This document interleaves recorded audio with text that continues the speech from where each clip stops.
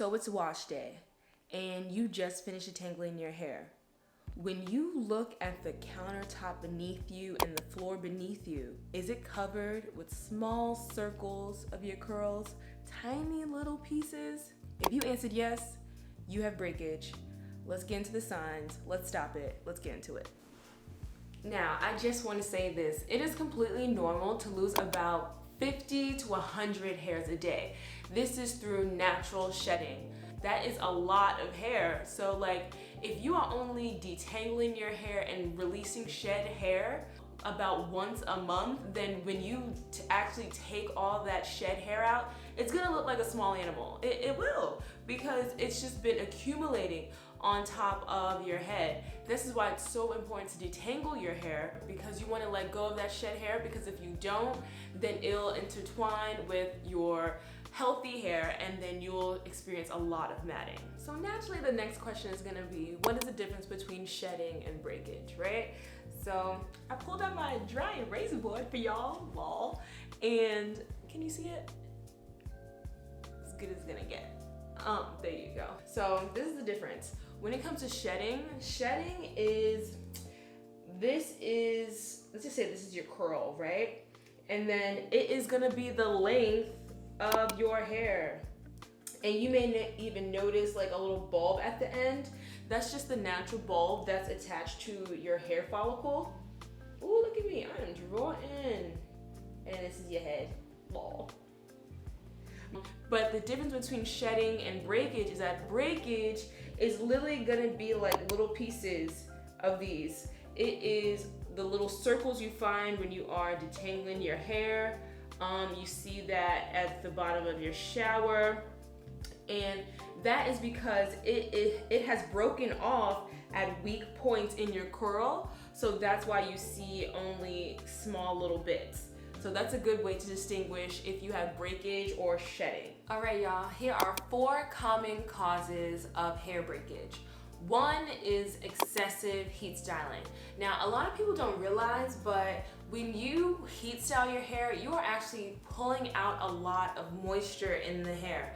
The heat really just dries your hair out, and that dryness leaves your hair so fragile that it causes breakage. You know, when you had a sew-in and you would just flat iron that leave out every single day just to make sure that it blends in, and then after a while you notice that that hair, that leave out started getting shorter and shorter. Don't apply heat protectant and you don't moisturize the hair properly, it causes the hair, the heat tools causes the hair to dry out, so therefore it's more susceptible to breakage.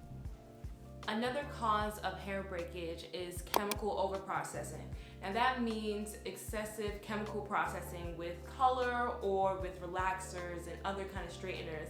And that's because these chemicals, not only do they dry out your hair, but they also pull out a lot of protein, a lot of nutrients that will cause your hair to get more weak, more fragile, and dry. So therefore, it can cause a lot of breakage. So it is important that when you do color your hair, or if you do relaxers or straighteners, what have you, that you go to a professional who knows how to work with your hair type to make sure that breakage does not happen.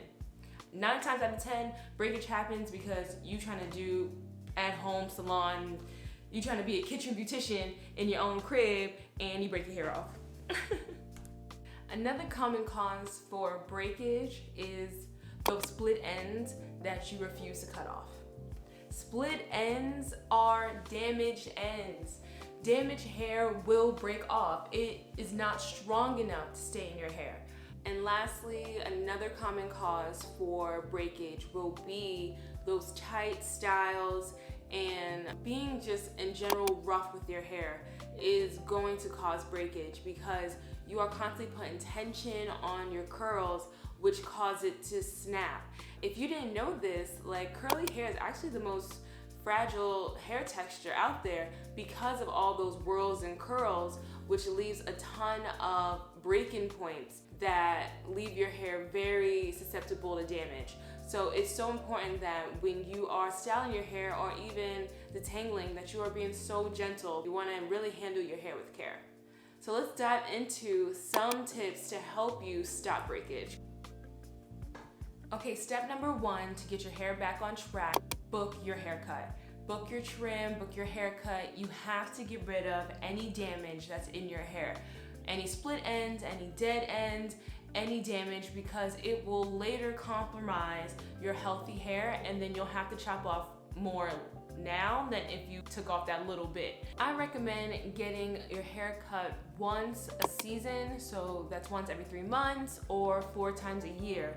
And that's because with each season comes different environmental factors, such as in the winter it's super dry and cold and that dries your hair out, or in the sun your hair is getting baked on by the sun, and salt water and chlorine also does damage, and even just daily wear and tear. So you want to make sure that once a season you trim off any dead ends, any split ends, because that'll make your ends stronger so that you can actually maintain the length, because you're no longer holding on to dead ends. So then you can have length retention so that you can grow your hair longer. You also want to deep condition your hair once a week. That's because, like I always say, dryness leads to breakage. I had to be dramatic for y'all, because it does. Like, y'all don't understand how important water and curls, they need each other. They need each other to grow so that your hair remains flexible. It's softer. It is easier to style. So that's why I tell people to deep condition once a week, because it imparts that moisture. It penetrates it deep into your hair so that it lasts longer. And then also it puts nutrients that will strengthen your hair so that it can fight off breakage. Now, say you wash your hair on a Sunday, by Wednesday you'll notice that your hair is starting to feel dry again.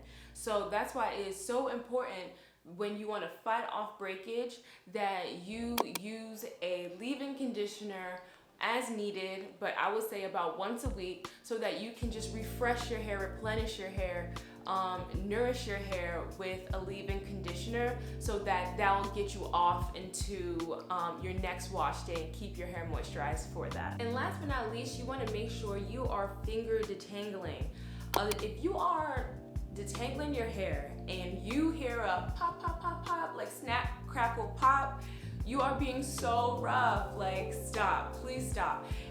People feel like they need to be a lot rougher with natural curly hair than need be, and like I keep saying, it is the most fragile, so you want to make sure that you are being so gentle with your hair. Detangling with your hands will allow you to feel those knots, any of the big ones, so that you can just like a necklace, you want to be delicate with it and not rip it out, but be gentle in detangling it. And then once you are thoroughly detangled, then you want to go in with your wide tooth comb or with your detangling brush and then just do the rest. Because of this, I also want to say that the best time to detangle your hair is when it has some type of product that'll give it slip. So I like to detangle hair when I'm putting the deep conditioner in it, because it will kill 2 birds with 1 stone. It's gonna help me get through all those tangles, but then it's also gonna help me saturate each strand. So that's why I like to combine that and do my detangling when I'm putting in a deep conditioner. It's also great to use a leave-in conditioner on these refresh days, because it's gonna provide a little bit of slip while you're moisturizing your hair. So it's gonna help you to detangle your hair without needing to be forceful with it. If you need some more help or just a little bit of guidance on getting your curls back on track and building out a regimen, you want to be sure to grab my free Curly Girl Planner. The link is in the description.